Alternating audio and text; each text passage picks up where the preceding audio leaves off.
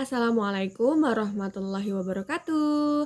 Ketemu lagi dengan saya pastinya di materi perkuliahan retorika dakwah yang sekarang kita akan membahas tentang materi gabungan dari minggu lalu, yakni tentang faktor-faktor keberhasilan sebuah pidato, dilanjut lagi dengan persiapan penyusunan pidato. Oke, kita masuk kepada pengertian pidato dulu sebelum masuk ke dalam faktor yang membuat pidato itu berhasil. Saya hanya ambil beberapa pengertian aja ya tentang pidato yang menurut ini ada Depdikbud yang pertama. Menurut Depdikbud bahwa pidato adalah menuangkan isi pikiran gitu menjadi sebuah perkataan atau menjadi sebuah kata-kata kayak gitu.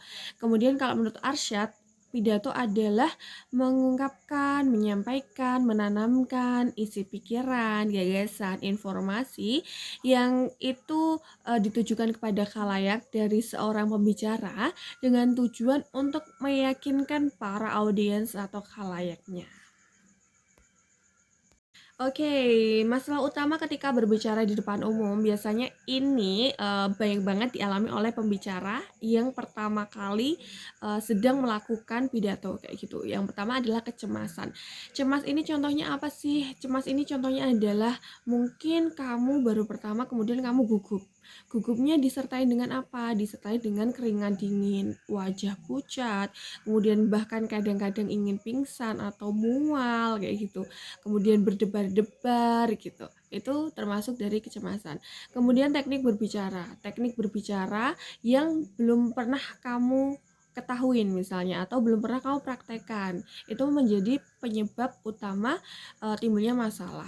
Kemudian yang ketiga adalah penguasaan materi. Ini yang paling penting, ketika kamu tidak menguasai materi, pasti kamu akan gugup di depan umum. Karena ketika tidak menguasai materi, kamu akan merasa bingung, kamu akan menyampaikan apa, kamu merasa tidak confident atau tidak pede. Itu adalah penyebab atau masalah-masalah utama yang dialami ketika kita berpidato. Ya, kita lanjut kepada bagaimana sih cara mengatasi hal-hal tadi, Bu, gitu ya. Ada banyak ya, saya sudah cantumkan di sini dan bisa dibaca nih ya, teman-teman, apa aja yang harus dilakukan. Dan yang pasti nih, saya langsung aja kasih contoh ya, misalnya yang paling banyak dialami adalah ketika kita demam panggung. Gimana sih cara mengatasinya? Nah, selain persiapan, pengalaman, kegiatan fisik, dan lain sebagainya, biasanya saya melakukan hal ini dengan ketika misalnya audiens kita adalah orang-orang yang lebih berpengalaman, orang-orang yang lebih pintar atau orang-orang yang lebih di atas kita gitu ya, sudah biasa gitu berbicara atau lebih pintar gitu. Nah, ini saya melakukan hal-hal yang bisa membuat saya rileks. Contohnya gimana sih, Bu? Gitu. Biasanya saya melakukan awalnya dengan hal-hal yang membuat orang itu tertawa gitu ya, atau membuat hal-hal yang menghibur mereka gitu, sehingga kita bisa rileks. Contohnya gini, "Wah, saya ini baru pertama kali nih berbicara, saya gugup gitu karena saya harus berbicara di depan orang-orang yang super sekali gitu, orang-orang yang menjadi agent of change gitu, jadi saya merasa gugup gitu." Itu mereka mungkin akan merasa tertawa ya atau lucu, geli gitu lah. Hal-hal kayak gitu itu bisa membuat kita rileks. Nah, itu adalah salah satu tips yang biasa saya lakukan ketika saya berbicara dan saya merasa gugup gitu ya. Contoh simpelnya kayak gitu. Gunakan teknik bicara yang baik dan benar. Nah, tekniknya apa aja sih gitu? Ada variasi suara. Variasi suara itu adalah ketika kamu bisa membuat tekanan-tekanan dalam pembicaraan kamu. Contohnya gitu, tinggi rendahnya, artikulasinya harus jelas kayak gitu. Itu termasuk variasi suara. Bahasa tubuh, bagaimana kita menggunakan bahasa tubuh yang sesuai dengan apa yang kita bicarakan. Contohnya, kita harus semangat, pantang menyerah kayak gitu. Itu kan kita harus ada bahasa tubuh yang mendukung dengan perkataan kita. Coba kalau misalnya gini, kita harus semangat dan pantang menyerah gitu kan, itu tidak menarik ya, karena tidak ada hal-hal yang mendukung dalam pembicaraan. Beda lagi ketika kita harus semangat pantang menyerah gitu. Itu kan lebih meyakinkan gitu ya. Kemudian variasi suaranya ada penekanan, kita harus semangat dan pantang menyerah gitu. Contoh lain lagi ketika kita misal memanggil nama orang gitu ya. Kita sambut kepala sekolah yang baru, Bapak dan gitu. Itu kan ada penekanan gitu ya. Tinggi rendah nada yang kita sampaikan itu harus disesuaikan. Kemudian ekspresi wajah. Nah, yang paling penting nih ya, tips yang saya kasih adalah eye contact. Kita harus pintar-pintar gitu ya, melihat audiens gitu di matanya, karena mata adalah yang berbicara. Jadi penglihatan atau eye contact itu yang paling membuat kita itu lebih pede atau lebih didengarkan oleh orang-orang. Kita bisa lihat orang ini nyimak nggak gitu ya. Jika kita masih gugup gitu karena kita harus pertama kali ngomong, terus kita nggak berani natap matanya gitu, kita lihat aja hidungnya, kita lihat jidatnya gitu atau rambutnya gitu ya. Jadi tetap ada kontak dengan audiens gitu, meskipun kita tidak berani langsung melihat matanya. Tapi biasanya orang yang bisa membuat lawan bicaranya tunduk adalah ketika dia mampu melihat mata dari lawan bicaranya kayak gitu. Kemudian sikap dan gaya tegak gitu. Meskipun duduk atau berdiri kamu harus tegak. Kemudian supaya terlihat percaya diri gitu. Ekspresi-ekspresi yang mendukung yang sudah saya contohkan tadi itu akan membuat kamu lebih percaya diri. Nah, itu adalah teknik-teknik yang harus kamu lakukan ketika kamu berbicara. Ya, kita harus rebut perhatian audiens ya. Dengan beberapa hal yang sudah saya tulis di situ, ada datanglah tepat waktu sebagai sosok yang ditunggu-tunggu gitu, sebagai orang yang berbicara gitu. Itu adalah pastinya penting untuk kita on time. Misalnya orang sudah nunggu, waktunya kamu berbicara, kamu belum ada, itu udah menurunkan mood dari audiens atau khalayak kita. Penampilannya harus sesuai, pakai baju yang menarik gitu, yang sesuai dengan tema. Misalnya 17 Agustus ya kamu pakai misal merah putih gitu, itu akan mencolok gitu ya. Tapi yang orang audiens itu tertarik gitu, jadi fokus kepada kamu, mendengarkan kamu berbicara kayak gitu. Gunakan alat atau media audiovisual untuk membuat khalayak lebih fokus kepada kamu. Kemudian sampaikan tujuan dan sarannya, kemudian sampaikan manfaat bagi audiens gitu ya. Dan yang paling penting ini saya punya trik lagi, sebelum kamu berbicara silahkan persiapkan diri dulu, jangan terburu-buru gitu ya. Tarik nafas, kemudian biarkan audiens itu berhenti untuk berbicara dan fokus kepada kamu, baru kamu memulai suatu perbicaraan, termasuk MC misalnya kayak gitu. Bukan dari pidato, misalnya MC itu harusnya biasanya dia akan hening dulu untuk melihat para audiens. Ketika audiens sudah fokus diam melihat kamu, baru kamu memulai acara. Termasuk dari pidato. Ketika kamu pidato, naik ke podium, naik ke panggung, diam dulu, biarkan khalayak fokus kepada kamu, kemudian kamu baru memulai. Makanya kadang-kadang banyak yang memulai dengan misal Bismillahirrahmanirrahim, kemudian baru memulai. Kayak gitu ya. Itu adalah trik supaya kamu itu bisa lebih tenang dan rileks untuk memulai sebuah pidato. Kuasai dan pahami materi. Ini yang paling penting karena kamu akan menyampaikan apa dong ketika kamu tidak menguasai apa yang akan kamu bicarakan ya. Cari dulu referensi yang banyak. Misal kamu sudah menulis garis-garis besarnya, kembangkan pembahasan kamu gitu ya. Kamu contohkan dengan studi kasus atau contoh-contoh yang real gitu. Misalnya kayak tadi saya contohkan tentang teknik-teknik pembicaraan, saya contohkan dengan hal-hal yang biasa kamu temui gitu. Kita harus semangat gitu. Itu kan hal-hal yang sudah sering kamu dengarkan gitu ya. Oh, itu ternyata cara menekan suara tuh kayak gitu. Kita harus semangat. Oh, cara mengekspresikan wajah tuh seperti itu kayak gitu. Mengekspresikan tubuh tuh seperti itu. Nah, itu yang penting ya. Kita harus menguasai materi dengan perkembangan pembahasan atau dengan menyangkut pautkan dengan studi kasus yang biasanya sering kita temui dalam kehidupan sehari-hari. Itu contoh trik yang biasa saya lakukan untuk membuat halayak atau audiens itu lebih mudah paham gitu. Saya akan mencontohkan atau menganalogikan dengan hal-hal yang sederhana yang biasa kita temui sehari-hari. Itu adalah salah satu trik gitu yang biasa saya gunakan ketika akan berbicara. Oke, kita masuk kepada materi selanjutnya, yaitu tentang persiapan dan penyusunan pidato. Tahap-tahapnya apa nanti kita akan bahas, dan sebelumnya saya mau ngasih tahu nih bahwa pidato yang baik adalah pidato yang dipersiapkan dengan matang-matang gitu. Bukan hanya pidato sebenarnya, sesuatu hal apapun yang akan kamu kerjakan gitu ya, pasti akan lebih baik hasilnya ketika kamu mampu mempersiapkannya dengan baik atau dengan matang pula. Iya. Pemilihan topik dan tujuan ini adalah tahap pertama yang harus dilakukan ketika kita akan berpidato. Nah, topik-topiknya nih apa sih yang harus diperhatikan gitu? Yang pasti topiknya harus sesuai dengan pengetahuan dai dan mitra dakwah. Kita harus tahu konteksnya dulu nih, lingkungannya, lingkup sosialnya, budayanya dari halayak atau audiens kita. Misalnya kita akan pidato di desa kita pasti tahu dong kultur dan budaya desa kita gimana. Kita harus pahami dulu, oh orangnya tua-tua atau sepuh-sepuh, berarti kita harus gunakan bahasa yang ringan gitu ya.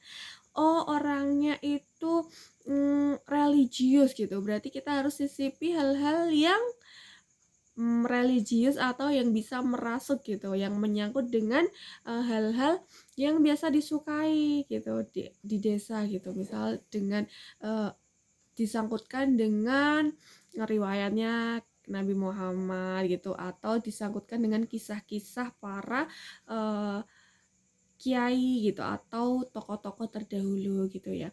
Kemudian topiknya harus sesuai dengan minat gitu ya. Sama, kita harus sesuaikan tadi. Jadi itu sudah satu lingkup. Ketika kita bisa memahami atau mengidentifikasi sosial budaya atau kultur yang ada di audiens, pasti kita bisa memilih topik yang menarik, sesuai dengan pengetahuan kita gitu ya. Terus jelas juga ruang lingkup dan pembatasannya ketika kita fokus pada judulnya tentang Maulid Nabi, ya sudah kita fokus tentang riwayat Maulid Nabi, kenapa bisa diperingati pada tanggal tersebut, kisahnya sampai bisa diperingati dengan tanggal Maulid Nabi itu kayak gitu. Nah, harus sesuai dengan waktu dan situasi juga. Ketika pidato atau ketika kita menyampaikannya di siang hari, berarti kita harus sesuai dengan humor supaya tidak ngantuk, karena siang hari identik dengan jam tidur gitu ya. Ketika malam hari, gayeng, tapi ketika kelamaan itu akan membuat bosan karena sudah saatnya untuk tidur. Jadi kita harus paskan gitu atau cocokkan gitu ya dengan situasi dan waktunya gitu. Topik harus ada penunjang dari bahan-bahan lain yang tadi saya sampaikan juga ya, bahwa kita harus membuat topik-topik itu berkembang gitu. Jangan hanya saklek kalau kamu sudah nyampaikan gitu, Maulid Nabi itu ya ini di tanggal ini gitu.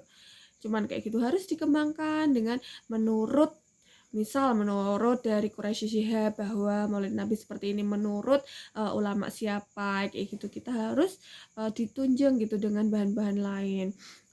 Pengembangan bahasa juga, pengembangan bahasa itu sama dengan yang saya sampaikan tadi, kita kembangkan dengan situasi atau yang sama gitu. Contohnya yang tadi trik dari saya adalah analogikan dengan hal-hal yang biasa kita alami di kehidupan sehari-hari. Oke, kita masuk kepada penyusunan pidato. Setelah tadi kita mempersiapkan, saatnya kita menyusun. Nah, gunakan bahasa yang baik, sederhana, jelas, tepat, dan juga menarik. Ini yang agak-agak susah sih ya, tapi ketika kita mau melatih diri kita, pasti nanti akan lancar. Jam terbang tadi ya. Semakin banyak kita berlatih, semakin kita bisa membuat garis-garis besar untuk mempermudah jalannya pidato. Nah, ini yang sering banget dilakukan oleh orang-orang yang sering gitu berbicara di depan umum, bahwa kita kalau kita bikin naskah yang banyak gitu, kita harus membawa gitu ketika berbicara itu terlalu ribet dan terlalu panjang gitu ya. Jadi kita tulis aja garis-garis besar yang akan kita sampaikan, kemudian nanti kita kembangkan gitu di atas panggung gitu. Kita sudah mencari referensi, penunjang bahan-bahan lain, kita sudah pahami, kita yang penting tulis saja garis besarnya, nanti kita baca dan kita akan berkembang atau menyampaikan di atas panggung itu akan lancar gitu, sesuai dengan bahasan-bahasan yang sudah kita baca, sudah kita siapkan gitu. Yang penting garis besar yang akan kamu sampaikan itu sudah kamu tulis gitu sebagai lead contohnya gitu ya. Paham ya? Itu cara-cara menyusun pidato. Yang jelas cari bahasa yang sederhana, singkat gitu. Yang penting jelas tapi juga menarik gitu. Oke, sekarang kita sampai kepada 3 hal prinsip dasar komposisi ketika kita akan melakukan proses penyusunan pidato ya. Yang pertama adalah kesatuan. Kesatuan ini mencakup isi, tujuan, dan juga sifatnya. Kalau isi ini adalah bahan-bahan, pastinya materi-materi yang sudah kita kumpulkan untuk kita beritahukan. Kemudian tujuan. Tujuannya kita harus milih nih, misal tujuan dari pidatonya apa sih? Cuman informasi gitu ya. Misal contohnya kepala sekolah yang menginformasikan kepada siswanya agar melakukan kerja bakti ketika kelas meeting misalnya gitu. Itu kan berarti informasi ya. Nah, sifatnya tuh apa? Sifatnya adalah pembawaan ketika kita akan menyampaikan pidato tersebut. Mungkin karena itu tidak dalam upacara gitu atau acara seremoni gitu, kita sampaikan dengan informal karena mungkin di acara kelas meeting ya, jadi kita sampaikannya informal gitu. Nah, itu adalah satu kesatuan ya yang terdiri dari isi, tujuan, dan juga mood atau sifatnya. Kemudian pertautan. Ini adalah urutan dari pidato kita yang itu harus bersifat runtut sehingga halayak atau audien itu bisa paham gitu ya. Misal dari pembukaan dulu, kemudian tujuan, kemudian isi dan penutup gitu ya. Jangan kamu sampaikan dulu isinya terus baru kamu buka gitu, terus kamu tutup. Itu kan jadi rumpang ya, jembalik gitu, tidak urut, otomatis orang bingung loh. Tadi isi kok baru dibuka akhirnya gitu, terus baru menyampaikan susunan acaranya gitu. Kan itu tidak runtut gitu ya. Nah, itu tautannya itu harus runtut jelas gitu. Kemudian titik beratnya. Titik berat adalah bagian-bagian yang akan kita tonjolkan atau akan kita sampaikan gitu. Misalnya kalau dalam pidato ya tekanan suara dengan penekanan suara, perubahan nada, tinggi rendahnya suara. Contohnya yang tadi misalnya kita contohin baru deh, kepala sekolah ingin menyampaikan atau memberi informasi untuk siswa agar melakukan kebersihan gitu ketika kelas meeting gitu. Jadi lomba misalnya gitu. Ya, karena kita akan kelas meeting dan saya ingin untuk siswa-siswa berlomba membersihkan kelas gitu. Yang nanti akan kita bagi menjadi beberapa kelompok dan akan kita nilai kebersihannya. Nah, penilaian tersebut akan menghasilkan juara 1, 2, dan 3 dengan hadiah sebesar itu kan ada penekanan-penekanan yang akan kita fokuskan ketika kita berbicara gitu. Jadi kita akan pilih apa sih hal yang akan kita tonjolkan ketika kita berbicara atau intinya gitu ya. Nah, itu adalah 3 dasar prinsip dalam penyusunan pidato. Oke, saya kutip kalimat super dari Emil Dardak bahwa tidak ada keberhasilan atau kesuksesan tanpa usaha yang keras. Jadi, kamu harus berusaha dengan sungguh-sungguh. Jangan pernah merasa terbebani dengan apa yang sudah kamu kerjakan atau sudah kamu lakukan. Anggaplah itu adalah suatu usahamu untuk mencapai sebuah kesuksesan, gitu ya. Oke, yang terakhir berterima kasih ya saya untuk teman-teman karena sudah mau dan bersedia untuk belajar bersama. Jangan pernah kapok yang pasti karena kita harus belajar kapanpun, dimanapun, dan dengan siapapun. Anggaplah pengalamanmu itu selalu menjadi guru yang berharga gitu ya. Dimanapun kamu bertemu orang, dimanapun kamu mendapatkan pelajaran, resapilah gitu ya. tangkaplah hal tersebut untuk menjadi ilmu yang baru dalam kehidupan kamu. Dan jangan pernah lupa untuk bersyukur, jangan pernah lupa untuk berusaha gitu ya, karena kita masih muda, bahkan yang tua pun banyak banget yang tidak pernah menyerah dan selalu ingin berusaha untuk mencapai sebuah kebaikan atau kesuksesan gitu ya. Nah, saya juga berterima kasih, saya mohon maaf karena saya manusia biasa, semua manusia tidak ada yang sempurna, karena kesempurnaan hanya milik Allah Subhanahu wa taala. Jadi saya mohon maaf atas semua kesalahan dan kekurangan yang saya miliki. Terima kasih banyak. Wassalamualaikum warahmatullahi wabarakatuh.